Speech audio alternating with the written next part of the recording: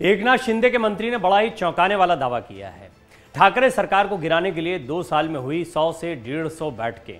देवेंद्र फडणवीस की भी इसमें अहम भूमिका बताई गई है। महाराष्ट्र के कैबिनेट मंत्री हैं तानाजी सावंत। उन्होंने बड़ा बयान दिया है जिसमें उन्होंने दावा किया कि देवेंद्र फडणवीस के निर्देश पर महाराष्ट्र में सरकार बदली है। आइए हम आपको बताते हैं कि उन्होंने क्या दावा किया है और शिंदे के मंत्री ऐसा क्या बोले हैं जिससे सभी चौंक सकते हैं। शिंदे के इन मंत्री का नाम है तानाजी सावंत। महाराष्ट्र सरकार के कैबिनेट मिनिस्टर तानाजी सावंत ने धाराशिव में एक जनसभा के दौरान कहा कि हमारी यानी शिंदे गुट के नेताओं की और देवेंद्र फडणवीस जी की बैठकें हुई। मैं और मौजूदा मुख्यमंत्री एकनाथ शिंदे ने 2 साल में 100 से 150 बैठकें की। इसके बाद देवेंद्र फडणवीस के आदेश पर शिवसेना और भाजपा ने धाराशिव जिला परिषद का चुनाव साथ लड़ा और यहीं से गठबंधन की शुरुआत हुई।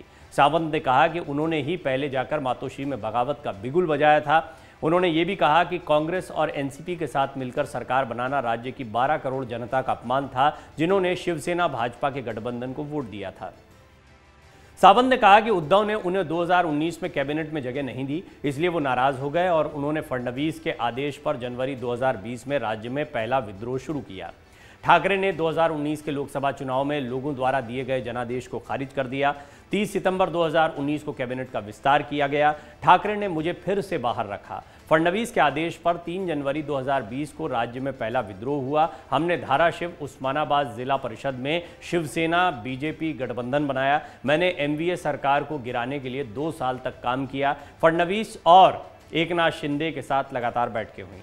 सावंत ने यह भी कहा कि इस 2 साल की अवधि के दौरान मैंने विदर्भ, मराठवाड़ा और पश्चिम महाराष्ट्र के विधायकों से मुलाकात की। मैंने उन्हें सब कुछ समझाया और उनका मन बदल दिया। मैंने पहले फडणवीस के आदेश पर विद्रोह किया, ये एक सच्चाई है। तानाजी सावंत के बयान पर विपक्ष ने कसा तंज।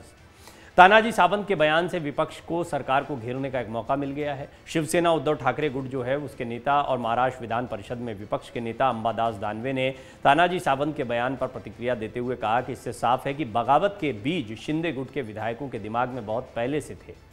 बागी विधायकों ने आरोप लगाया था कि ठाकरे पार्टी विधायकों से नहीं मिलते और मंत्रियों विधायकों को फंड नहीं दिया जाता। इससे साफ है कि उनका ये बहाना खोखला था।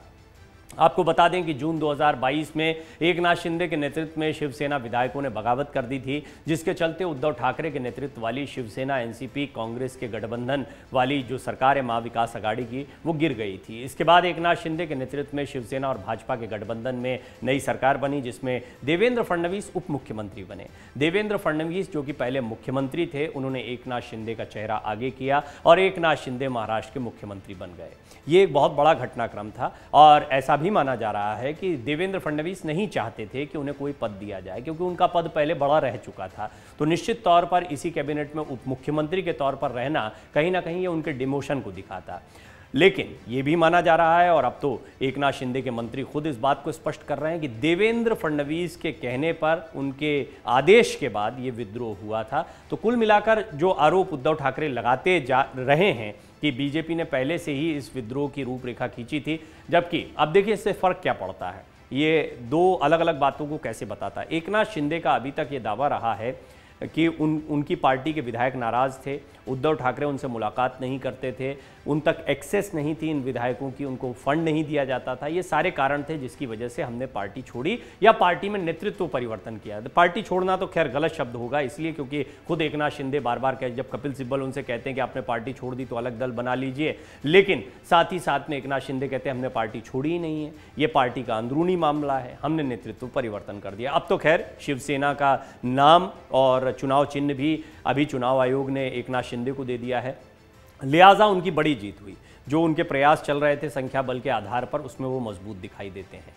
लेकिन इस सब के बीच में एकनाथ शिंदे के मंत्री का, तानाजी सावंत का ये सारी बातें कहना एक बार फिर 2 बातों को दिखाता है। एक तो वो जनता के बीच में बताना चाहते हैं कि बीजेपी और शिवसेना पहले से ही साथ में थे, उद्धव ठाकरे अलग थे जिसका हम विरोध कर रहे थे। लेकिन साथ ही साथ वो ये भी बता रहे हैं कि देवेंद्र फडणवीस के आदेश पर यह विद्रोह हुआ था। ये जरा बड़ा स्टेटमेंट हो जाता है। इस स्टेटमेंट के मायने ये हैं कि आज जितने भी विधायक एकनाथ शिंदे के साथ जुटे हुए हैं वो जानते हैं कि असली ताकत किसके पास है। असली ताकत है देवेंद्र फडणवीस के पास। बेशक वो उप मुख्यमंत्री हैं, लेकिन इसके बावजूद वो इस समय सबसे ज़्यादा ताकतवर नेता हैं सरकार के।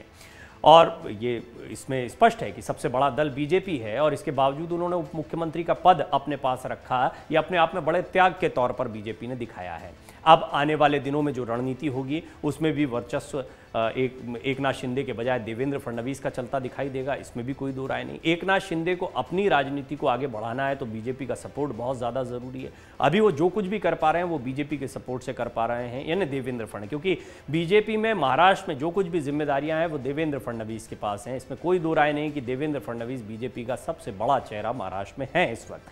आगामी चुनाव में क्या होगा, जनता किसको चुनती है, कितनी सीटें किसकी आती हैं, अगला मुख्यमंत्री कौन होगा, ये तो बहुत सारे सवाल हैं। लेकिन इस सब के बीच में एकनाथ शिंदे के मंत्री का ये बयान खासा चर्चा में आ गया है। उद्धव ठाकरे गुट को एक मौका मिल गया है एक बार फिर सरकार पर हमलावर होने का। अमर उजाला अब आपके टीवी पर भी।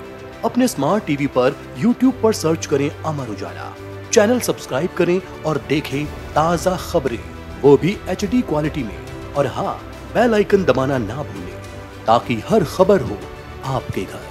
अमर उजाला, निष्पक्ष, निर्भीक, निरंतर।